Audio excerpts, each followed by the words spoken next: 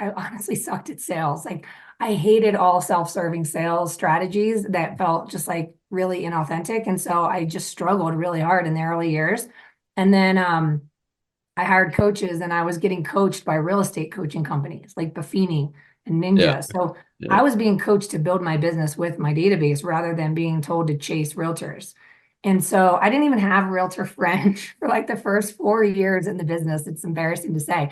But I ended up developing a strategy finally after reading The Go Giver that really changed my life. And it became this replicable strategy that helped me double my business time and again. And then I started teaching it to real estate agents. So just like one-on-one.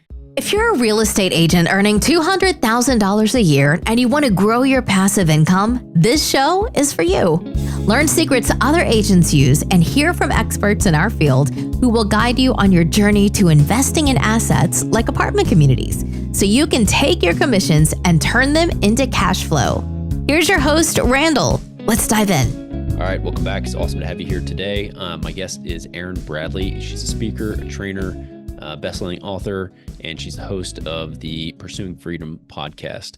Her background is in mortgage lending, and so we talk about her journey. She's just has a wealth of experience from personal life and in professional life, and so it's awesome to talk to her about how she got started and what she was doing prior to, and then what she's working on now. Great spirit, great attitude, and approach to life, and I really enjoyed our conversation. So if you're getting value out of the show, please go on, rate and review wherever you are, not just the stars, but the actual review. Written review helps us a ton in getting reach and bringing an awesome guest just like Erin onto the show. So let's jump in, talk to her, and have a great day. Did your podcast change? Did you change the name of the podcast and all of that to Pursuing Freedom after? No, the going long back to story it? short is that like the podcast started in 2018. I've always been a teacher. I was a teacher before I was a mortgage lender. And then I would like took that into how I treated my clients. And I honestly sucked at sales. Like I hated all self-serving sales strategies that felt just like really inauthentic. And so I just struggled really hard in the early years. And then I hired coaches and I was getting coached by real estate coaching companies like Buffini and Yeah. Ninja. So Yeah. I was being coached to build my business with my database rather than being told to chase realtors. And so I didn't even have a realtor friend for like the first 4 years in the business. It's embarrassing to say. But I ended up developing a strategy finally after reading The Go Giver that really changed my life. And it became this replicable strategy that helped me double my business time and again. And then I started teaching it to real estate agents. So just like one-on-one, and Yeah. then realizing we're all human beings with like insecurity and limiting beliefs. So when I recognized that, it changed the whole dynamic of like lenders being taught to chase agents and put the realtor on the pedestal and hope that you do your job so that deals can fall to the lender rather than just like linking arms and being like, we're in this together. Like this is hard and let's get creative and let's do some stuff and have some fun with our past clients. And so it just evolved. And I always was called to coaching. And then when my business took off, I burned out really hard, really fast with like toddlers and pregnant and whatever. And I was like, this sucks. Like this, I'm making all this money and I am miserable. Like Yeah. this isn't freedom and flexibility. So then I started scaling my business and I was hiring like close friends and stuff and teaching them, like training them up. Eventually I just kept scaling and scaling. And then I started teaching realtors how to scale. And finally, like I really wanted to be a coach, but I didn't want to let my team down and like abandon them. And then I finally was just like standing on a stage at a real estate conference talking about like living your life on purpose and listening to that calling. And I was like, oh shit, I'm not listening to my own advice. You know, I came home and told my husband, I'm like, I think the whisper just became a roar. Like, I think I have to do this and leave the mortgage business. And I did like a little over a year ago. So I've been coaching full time and then Awesome. I resumed the podcast and it's unfolding very organically, like creating partnerships and now coaching lenders too, which makes sense because that's what I did for 17 years, you know, but I was always coaching realtors just because that's what I did, you know, that's what I did. And Yeah. so, There's a course for everything essentially. So did you go to a course on how to create a course? Like I know there are guys out there that are like, because oh yeah, of building and, course. and, I've and taken all the growing. courses and I never finished them.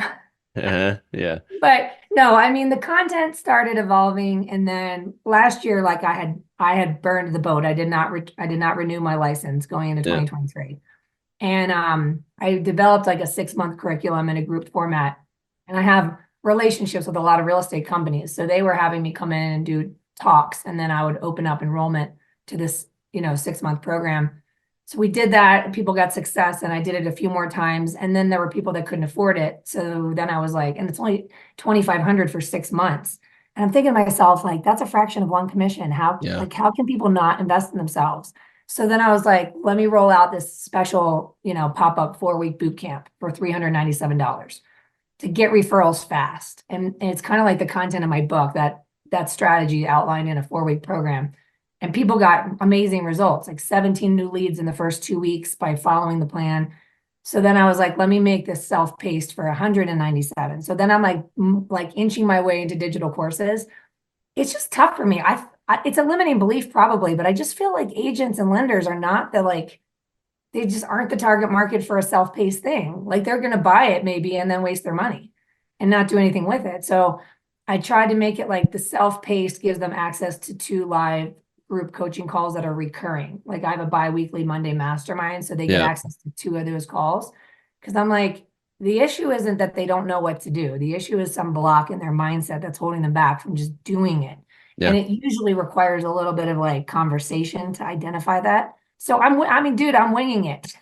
Yeah. I mean, but that's the thing. I mean, if you have the following and you're building it and you're organically building it over time, because I've seen like masterminds that I've joined and I've just watched the meteoric rise of the membership of these guys and a few different masterminds that I've been in. Like, how in the hell did they orchestrate that? And so it's just interesting. Like I like if you're currently working on that and doing that, that is something that I dabbled with, and I was like, maybe I'll go and create a course. I've been flipping houses for years and like pretty good at it. And there's 1,000 courses on flipping houses, so it's like having something like that. But anyway, it's just one of those things that building a community, if there's a playbook for it, then Well, I'd probably sign up I'm to. always happy to mastermind on it. I'm part of GoBundance. Have you heard of Okay. that? Yeah. Yeah. And so in it, there's a women's organization started a couple years ago. The men's been around for like over 10 years, but we created a co-ed course creators, coaches, and mastermind like micro tribe. So we meet bi-weekly and we brainstorm on stuff. Yeah. And mainly it's just everybody would agree that they're winging it. But there was a guy that was leading it before it became co-ed. And he has a website called contentcreator.com. And Okay. it's like a very robust program, step by step on how to create and monetize digital courses. He's making like 300,000 a month from his digital Yeah. courses. And I'm like, what? Yeah. So I think the thing about it though is like digital courses, like you've got to make that your focus. So if I'm busy over here on coaching calls, podcast interviews myself, like speaking engagements, whatever, and then I'm trying to cram in the nooks and crannies of like taking an online course to monetize my online courses, I know that it needs more attention for that to be like meteoric Sure. success you talked about. Where Yeah. I feel like it's more of an afterthought, and I want passive income from it. There's value in the courses. So it's like, I think I need to put the attention on it for it to be successful, Yeah. Yeah. I think like anything, it's not gonna just happen. And I agree that if that's the thing, that's the thing, right? Turn it into the thing. So, yeah. so yeah, really, why don't we just go back and kind of talk about the starting? Again, I read your bio and you're like, I started self-employed 2009, I think it was 2008, something like that. 07. Yeah. 07. Okay. So like, what were you doing before that? Were you working with a mortgage company or were you already self-employed, or what was the story that led into the actual origin story that you have posted in your bio?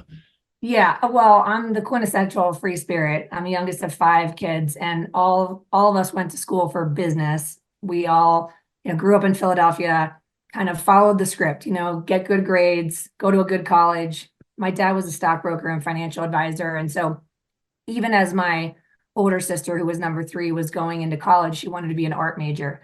And my dad said, even artists need to figure out how to sell their work. So I would recommend majoring in business and minoring in art. And she ended up being a marketing major with a minor in art. And today, in her late 40s, she is a well-known full-time artist and owns a furniture and art gallery after many other careers, right, in corporate America and things like that. And so for me, I was a sophomore in college, realizing that I was studying finance and had no interest in being a stockbroker. And I said to my dad, I think I want to be a teacher and switch over to the School of Education. And I called the school about that, and they said, well, you can't study abroad if you switch your school because you have to start over with all the core classes. And my dad said to me, you can always be a teacher with a finance degree or a business degree, but you can't be a stockbroker with an education degree. So just get the business degree. And so I did, and I actually switched over to operations and strategic management, which came into play later on in my career as I built a business and had a team and systems and culture and all those things that we learned about. But my heart was in teaching. So after college, I ended up living in Barcelona for a couple years, teaching English, cash under the table, making like $900 a month and living like a hobo, running out of money every month and living on buttered noodles, selling beers on a street corner to get money for rent, And so I came back to the States and I got back to Philadelphia and quickly realized I wanted something different and had the opportunity to move to Colorado on a whim for like 3 months and got out here and started bartending, instantly started teaching classes of English as a second language. And I had taught Spanish in Philadelphia for a year. So anyhow, I'm out here. And then at the time I had watched my oldest sister be very successful in corporate America and climb the corporate ladder. And then as soon as she was having her first child, she left her career. And not knowing if I would want to be a stay-at-home mom someday, I just had that feeling of like, I want to take advantage of these early 20s and just have a huge adventure. And so when somebody came up to me and said, I think you'd be good in the mortgage business, I was like, oh no, hell no. I'm like, that is not the path for me. I am not going to be dressed up in a suit, sitting at the big mahogany desk. And they're like, no, just trust me and come check out this company. And it was actually a small Latino mortgage company. And I was the only American. So they needed a bilingual American to help out with some marketing and lead generation, like internet leads in 2006, which is so funny. So I was calling all the John Smiths and, Kevin O'Leary's because everyone in the company had an accent when they were doing cold calls. It was really interesting. So I fell into the mortgage business then. And after about a year of being an assistant and learning about the business, I thought to myself, I want the freedom and flexibility to be the loan officer. I want to be self-employed. So I go 100% commission in '07. And I have no safety net, no money in the bank, no game plan really. And within a year, I fall flat on my face. I am 35 grand in credit card debt by the summer of '08. I'm riding my bike to a client meeting in July in Denver in the heat because I don't have enough money for gas. And I get to the Starbucks early to let the sweat dry off. And the client gets there early too, unfortunately. And he introduces himself to me as my credit card is being declined for a $2 cup of coffee. And I'm just like, oh my God, this is so embarrassing. He buys my coffee. I call my dad later and I'm like, how did you do this? How did you go 100% commission? This is so hard. I'm failing miserably. And he's like, listen, do you think you're going to be good at this someday? And the teacher in me really wanted to help people make this process easy. So I said, yeah, I think I could be. And he said, well, then you just do whatever it takes. And so I did, like I was 35 grand in credit card debt. I hired my first coach. Most people won't do that. They say, I need to wait until I have the money to get the coach. And it's like, no, you get the coach to make more money. And so I did and did whatever else, bought internet leads, whatever that means in '08. And, just started following the plan and eventually started closing deals. And it was fine. But I still think today, as I give people advice, that do whatever it takes is fine. But it's a little bit of resistance and upstream energy, if that makes sense, because I was still lacking authenticity. Like I was closing deals, but I was still wrestling with imposter syndrome and I was desperate. So I told my coach, literally tell me what to do and I'll do it. And I don't think there's any shortage of game plan in our industry. Like there's no shortage of books and trainings and resources on like what to do. But the bottleneck is in why do I not feel like doing it? And how do we re-engineer or reverse engineer the process from I need something, I'm in fear, so I'll do this to solve my problem versus I'm running towards this activity from a place of contribution and inspired action, and I like it and I'm having fun with it. You can get to the same destination with two totally different approaches. So the long story long is that I read The Go-Giver in 2011, and now I've been at this for a while. And the whole philosophy is that the goal is to give more in value than you hope to receive in payment. And I read that book and it just shook me to the core. And I developed a strategy that worked for me to build my business by referral without feeling salesy, without feeling self-serving. And it more than doubled my business. And I started teaching it to others and I realized I wasn't alone. And so ultimately it all comes down to one thing, is that we're all human beings. We all navigate fear and insecurity and limiting beliefs and all those things. And our job title doesn't really define that, right? Like as human beings, we are all going through this journey. And once I started helping other people, it became a passion for me to help more people build a life they don't need a vacation from and design a business that fuels your life instead of just sucking it up and surviving your life and settling for what you can get. And that's just kind of how it all unfolded. So yeah, definitely a winding road Yeah. to No, where I am today. I love it. In my mind, when you were telling me about coming back and working behind the mahogany desk, I was like, okay, you got to put down your tambourine or whatever, like you're busking out on the street with, and then yeah, sitting behind a desk was just an image that I had. Anyway, it's very funny. Like I have a similar story in the sense that I started mortgages in like 2004, right when I got out of college. And I was a loan officer. I was doing these things and had no money. And so, yes, it all resonates very close to home for me. So you touch on something about almost, I call it lifestyle design. Like you're creating a lifestyle the way you want it to be, and then you pursue your life that way. So you obviously got to that point. You had a coach. What kind of coach was it? And how did you find this coach type? Was it a life coach? Was it a real estate specific coach? Was it a mortgage coach? How did you initially start that with coaching? Who was your first Yeah, coach? so it was funny because I was a loan officer, but someone had recommended Buffini and Company. And at the time, they were primarily, if not all, coaching realtors. But they had recently opened up enrollment for loan officers. So when I enrolled in that coaching and got myself some accountability, the game plan for me as a loan officer was was the same essentially as the game plan for realtors. I didn't have mortgage specific coaching until 2015. I've never been without a coach, but for many years I hired coaches that were referred to me by realtor friends. And so it resulted in a journey for me as a lender that was unique to many in the industry because I was solely focused on building my own business with my database, with my sphere and by referral, and not on chasing agents and asking them for their leads. Not to say that those relationships didn't naturally evolve. It's just that it wasn't until 2015 that I started going to mortgage specific trainings where it was all about the system was how many agents are you calling? How many agents are you seeing? And today, now that I'm a coach full time, I teach lenders a strategy of owning your success and owning your business and owning your database. And in doing so, you can be more of value to your realtor partners than taking them for coffee ever will. And it's a way of linking arms together and sharing that responsibility in past client follow-up, in finding ways to be of value beyond the closing table and all kinds of things. And so I feel like I was blessed in that regard because I had a unique perspective from the very beginning that helped mold my journey as a real estate professional, if you will. Yeah. Yeah. So give me an example then how I want to go back to lifestyle design in a minute, but give me an example of you're coaching one of your clients and it's not authentic to them to go and just make 50 cold calls to realtors.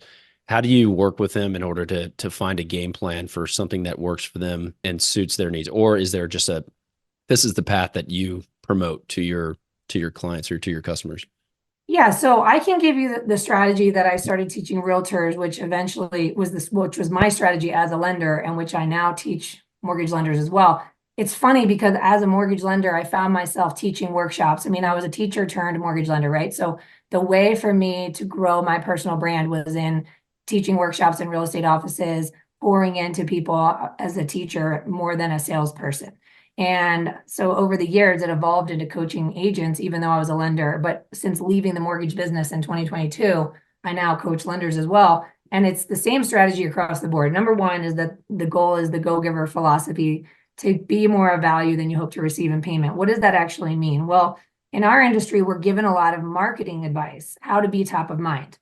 And I just felt like while I was following the plan and following the prescription of being top of mind, the marketing was all about me or like mortgages or houses or real estate. It was home improvement tips and turn back the clock and pumpkin pie recipes. And I Yeah. don't even like Yeah. to bake, but I I get was just those all the I was, time still. yeah. So I was just following the plan, right? And so when I read The Go-Giver, I was like, wait a minute, what does it actually mean for me to be of value to somebody when they don't need my services? So I thought about this and realized that our clients only need our services once every couple years, unless they're an investor that's buying more frequently, right? And meanwhile, life continues to happen. So I heard this saying one time that it's when you step back from the single brushstroke that you can see the entire painting. So I looked at the real estate transaction as one brushstroke in the painting of people's lives. So when we think about keeping in touch with past clients, there's often a lot of resistance around picking up the phone because we have this call anxiety of what are we going to talk about? Because the deal's done, right? They don't need my services. So what am I going to talk about? They don't want to talk about real estate. You're right. They don't. Because the thing is that what keeps your clients up at night at 3 o'clock in the morning is not your business and your bank account. It's whatever brushstroke of the painting they're on. And your job is to be more curious than you are needy. So I believe the bottleneck between the execution of the activity we're told to do is in this, I'm thinking too much about myself. Like I have a need, which is get more business. They've told me to do this. And now I'm having this resistance. Why am I having resistance? Well, I'm thinking about myself. I'm thinking about what I need. And because that doesn't feel good to be self-serving, I'm not picking up the phone. So I encourage people to replace your insecurity with curiosity, to seek that brushstroke of the painting and then find a way to be of value. What does that actually mean? It means you need to have a network of people that can be a resource to your clients before, during, and long after closing. So I systematically leveraged the relationships I had with friends and family and past clients to build what I refer to as the tribe of trusted local service providers. So I start calling my clients and my past clients and also just friends that I've not had the opportunity to work with yet and just say, hey, Randall, I've got a random question for you. I'm working on a project for my business for 2024. And part of my goal is to be a resource to my friends and family above and beyond just real estate. So you've given the subtle plug that the hope and expectation is if they need real estate, you're their person, right? And with that, I have a gap in my directory for a good blah, blah, blah, whatever. Yeah. And I know you're in this line of work. So I'm wondering if you know a good, so maybe you're in finance. Do you know a good estate planner or attorney or CPA? Or maybe you're a massage therapist. Do you know a good chiropractor or acupuncture or other health and wellness?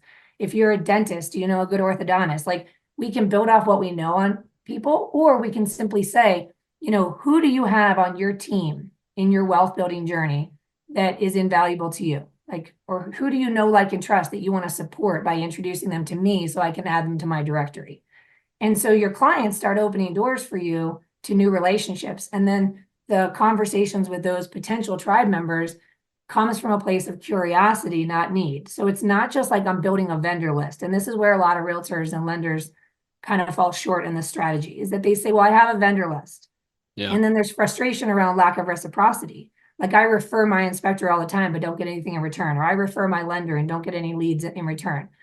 And my challenge for you is, what do you know about them personally? Like the fact that you even refer them as a vendor makes it sound transactional and like they're dispensable, right? So what does it look like to build deeper relationships with the people in your tribe and to find out why they got into this line of work and what their goals are and what their challenges are and what's their biggest bottleneck and what's their biggest fear or worry or whatever, and then find a way to be of value. So it always comes back to the go-giver. It's how do I be of value to every person I interact with today? Not because I need something, not because of my agenda, but because everyone's on a brushstroke of the painting. And my only purpose in life is to find out what the brushstroke is and then either connect them with someone that can be of value, give them a gift or a handwritten note, anything that says, I see you, I hear you, I'm cheering for you, or I'm feeling for you or whatever. And so as a lender, what happened was I recognized in getting to know more agents over the years that a lot of agents also struggle with keeping in touch with past clients. And we were pretty religious about tracking our source of business.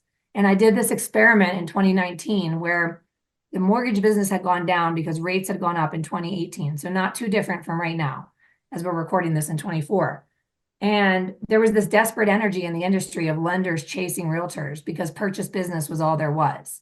And I didn't want to be like that. So I decided to get back to my same strategy that I developed in 2011 because I needed to grow my business and quickly.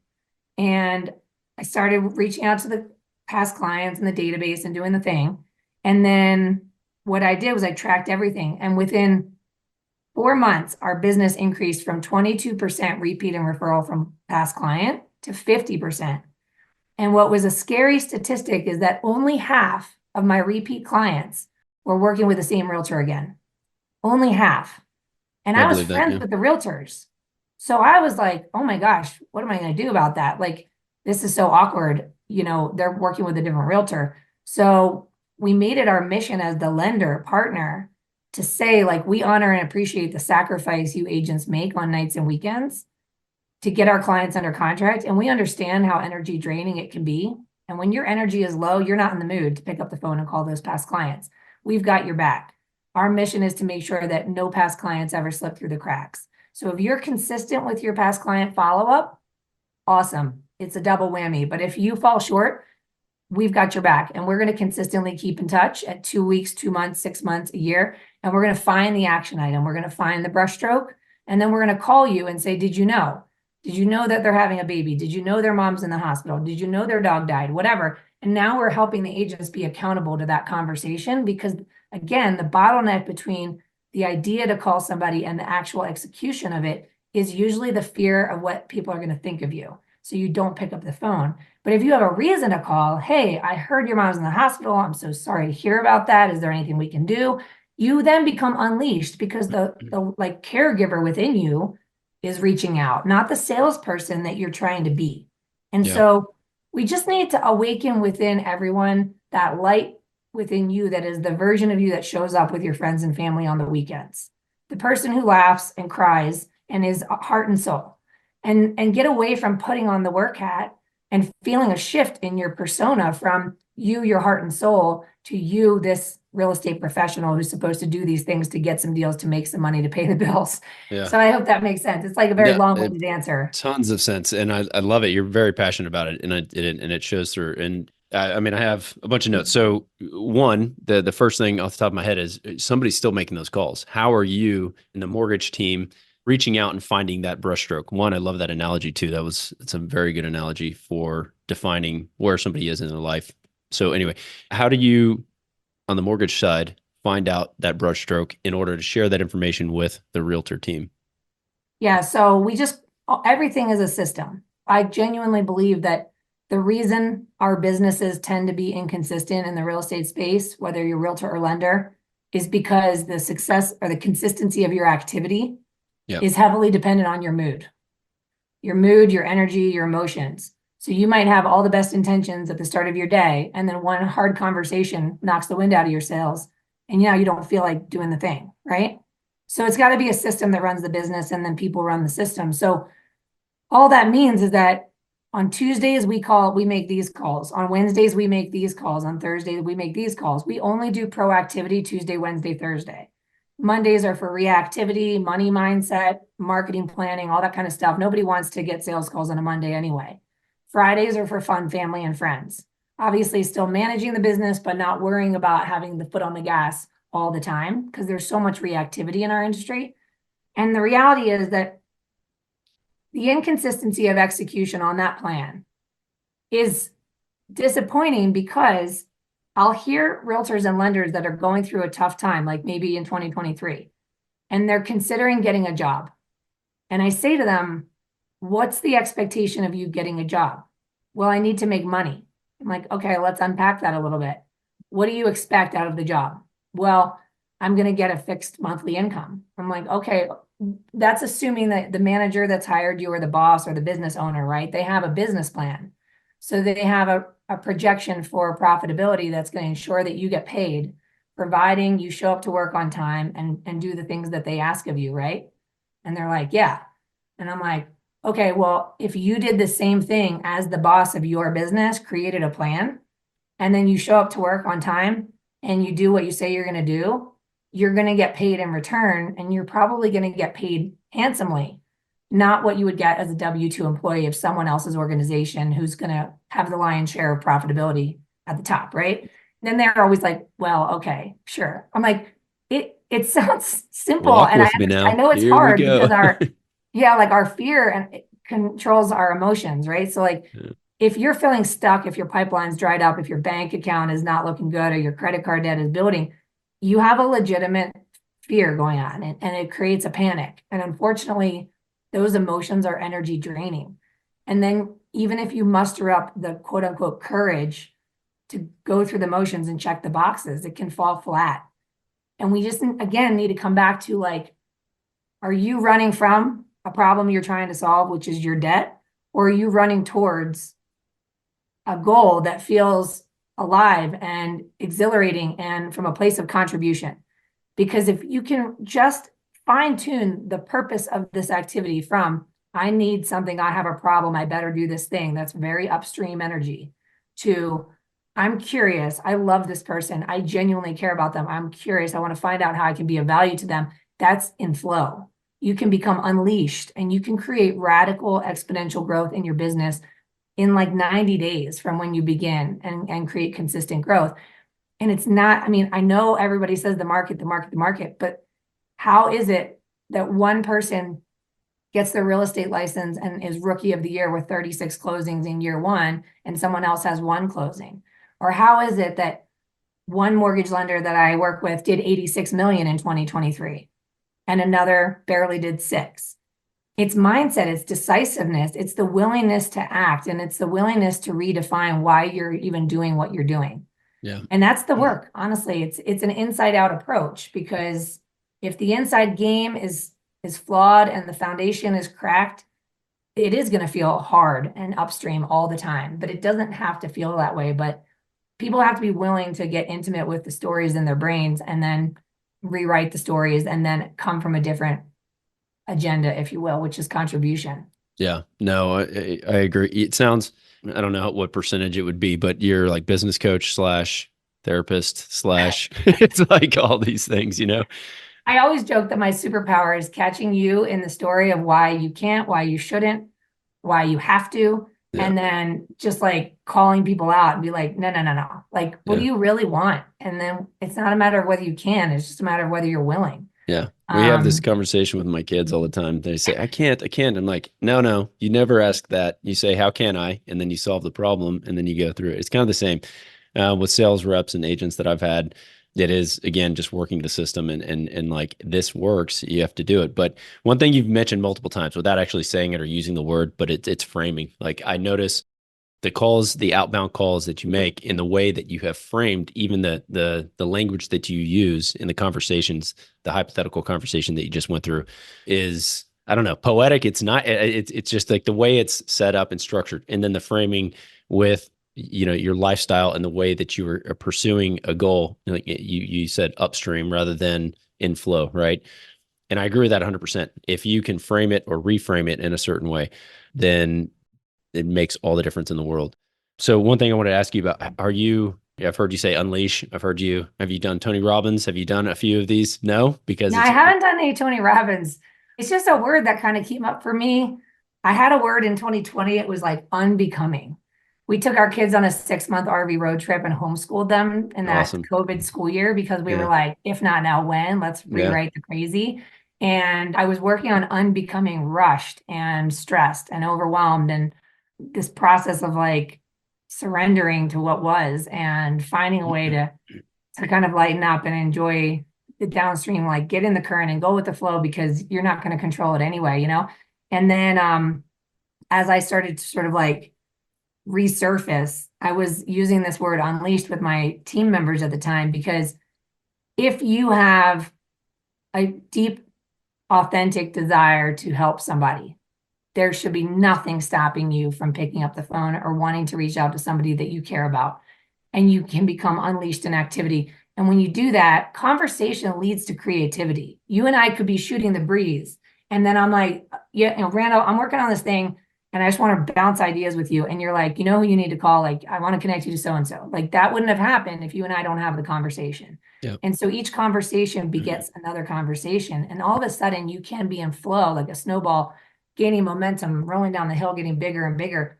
And I believe that our business can look and feel like that and be a kind of a thrilling adventure, more like reveling in the unknown and just playing with the game of life rather than fearing the unknown. Like, instead of what if it doesn't work, it's like, well, what if it does? Yeah. What if it does? Yeah. It could be really cool if it works out. So like, let's figure it out, you know? All right, I have to ask then because my wife and I have this conversation. And I'm like, how do you want your life to look? She's like, it's such a big thing. Like you're asking me this whole thing of how. So when you have, I guess, clients that you have this conversation with, I don't know if you've had a similar response when you say, look, how do you want your life to look? How do you want to design your life? How do you approach solving that or helping them to figure it out for themselves? Because going on a 6-month road trip with your family, if not now, when type of mentality is, it's like that's something maybe you always wanted to do, and the opportunity presented itself, you jumped at it, right? Somebody else may not have. But designing your life and your business, or your business to support your life, rather than, I guess, your life is your business type of mentality. Like, how do you approach helping somebody figure that out? It's so crazy that you're asking me this because I actually, starting back in around 2011, I started teaching this business planning workshop for real estate companies, right? Like I would go in at the end of the year and help lead a workshop on designing your business plan for the next year. Mhm. And it's really more lifestyle design because I really believe, like, what is the point of being self-employed if it doesn't fuel an epic life? It's not like we took the easy route. So if you understand that this is challenging and you're not giving yourself permission to live an epic life fueled by a business that you design, you might as well go get a W-2 job, right? And follow someone else's plan. But anyhow, in this process, there's actually like a science behind these reflection questions that I guide people through. And I tell everyone every year that the questions don't really change. It's you that changes. The answers change. So year after year, we ask questions like, what are the 3 greatest happenings of the last year? Well, the answers to that question are going to give you information about what really matters to you. So for example, you might go to a business planning workshop and your managing broker gives you a blank sheet of paper or whatever and says, give me your goals. And they want to know how many buy sides and sell sides and volume and revenue and GCI and all this other stuff. And so you're like inclined to go write those numbers down. But if you're not someone who has a tangible relationship with money, then there's no emotional connection to that. It's not going to propel you into different activity to create a new reality for yourself, right? So if your reflections on your greatest happenings were more experiential, like they are for me, then I know that the goals have to be anchored in the experiences that money can afford me. I still need to know my numbers, but if I were to say I want to make $1 million next year, it literally would ignite nothing within me because I don't authentically have a tangible relationship with money. I have more of a money's a means to an end, blah, blah, blah. Like you can always make more money. Granted, that's limiting beliefs, by the way. Like I have a limiting belief mindset with money, and I've had to work through that myself over the many years, but it's a truth for me. And I think that we look at the person next to us and we see what they want and what they write down and how they run their business, and we try to fit in someone else's shoes. And it's like, yeah, I could borrow Randall's shoes and go outside and walk down the street and not get any stones in my feet, but it wouldn't feel very comfortable, right? Mhm. And that's what I equate it to, is like, build the business of you. And so we go through these reflection questions. One of them is like, name 3 new relationships you've developed in the last 12 months. And everybody always has at least 3. And they've had a positive impact on your life, which is why they're coming up in your memory. And we do that question specifically to remind you that as you look ahead to the horizon, to that foreign territory, which might be doubling your business or doubling your income, and then your fear tells you it's not realistic or it's going to be too much of a sacrifice and I don't know how, and we're getting all caught up in the analytical brain of like how, before we're even willing to give that dream a voice. The proof of the reflection process is to say you haven't even met half the people that are going to show up unexpectedly, like unscripted new relationships popping up all the time on your journey. And so we literally work through a reflection process, and then we evaluate the answers to get clear on who you are today. Because Randall, who you were when you started in the business is not the same person you are today. Your preferences have evolved, your interests, your things that challenged you in the past are so easy, they're almost boring now, right? And so we can't just keep on trying to do things a certain way, or like, I don't even like saying go back to the basics. Like, don't go back, go forward. Like, treat your business and your life like the garden in springtime, and be willing to pluck out the stuff that doesn't serve you anymore. Pull the weeds, plant things on purpose, design it, and be willing to continue the journey, because that's where the fun is. It's in the realization that, hey, just because I liked this in the past doesn't mean I like it anymore. And that's okay. I'm going to pluck that out and get clear on what excites me today and be on purpose with creating that reality for myself. So there's not really a one size fits all answer, but unless you're willing to go inward and get that clarity, then any goal you write on a blank piece of paper is going to do nothing for you other than stir up all those limiting beliefs in your brain about how I'm going to make it happen, and if it's possible, and if it's realistic, and if it's even responsible. I mean, some of the things we've done, it's like, okay, this is definitely going to destroy my business. And then my business more than doubles or like has a 50% increase. And I'm like, wow, okay. I wasn't that important, it turns out. Yeah. You know? Yeah.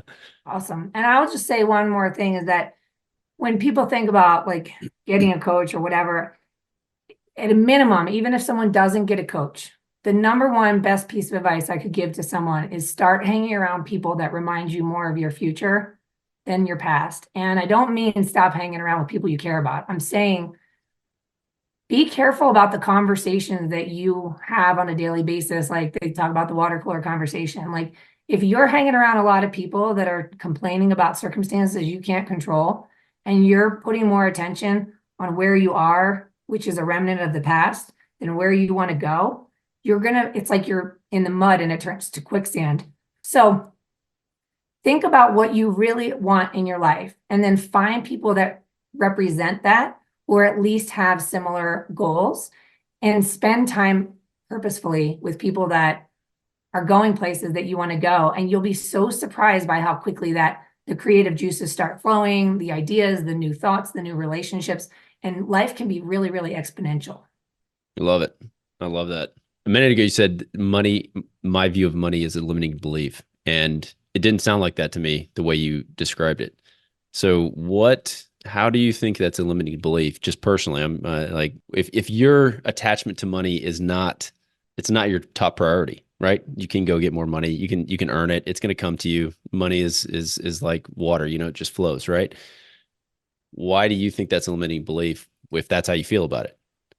Well, what I mean by that is building money mindset is something that I've done on purpose. There's a great book, The Secrets of the Millionaire Mind, Happy Money by Ken Honda, lots of books, right? And early on in my career, I had the limiting belief of like, I only need so much to get by. And I always tell people that it's difficult to exceed your own expectations. So the most you've ever earned is like the limit to what you believe you're capable of.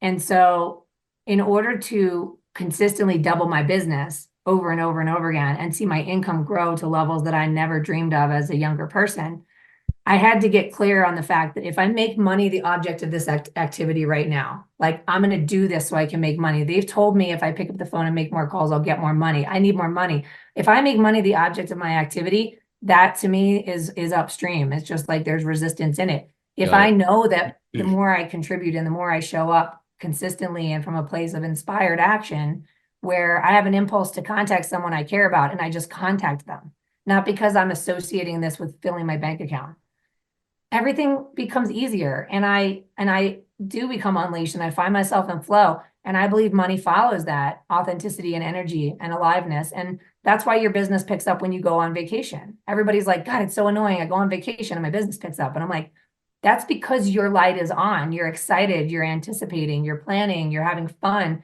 How do you curate that on a daily basis? And it goes back to what we talked about earlier. Like your heart and soul is who shows up when you're with someone you really care about. When they're making you crack up laughing, or your heart is breaking for someone that you love because they're going through something hard, right? That's who you are. And when you live more authentically in that version of you and stop shifting from who I am, the light within me, to now I need to go do this thing to get some money, it dims my light, right? It starts to feel like a grind, like I'm muscling through. And when you notice that about yourself, you have to create a why that feels authentic for you. So for me, I have faith always that money follows the light within. So when I ignite the flame within me and I help ignite the flames of those around me in some way, shape, or form that matters to them, not what matters to me, it's like a wildfire. And you become like a lighthouse in the storm and the ships come to port.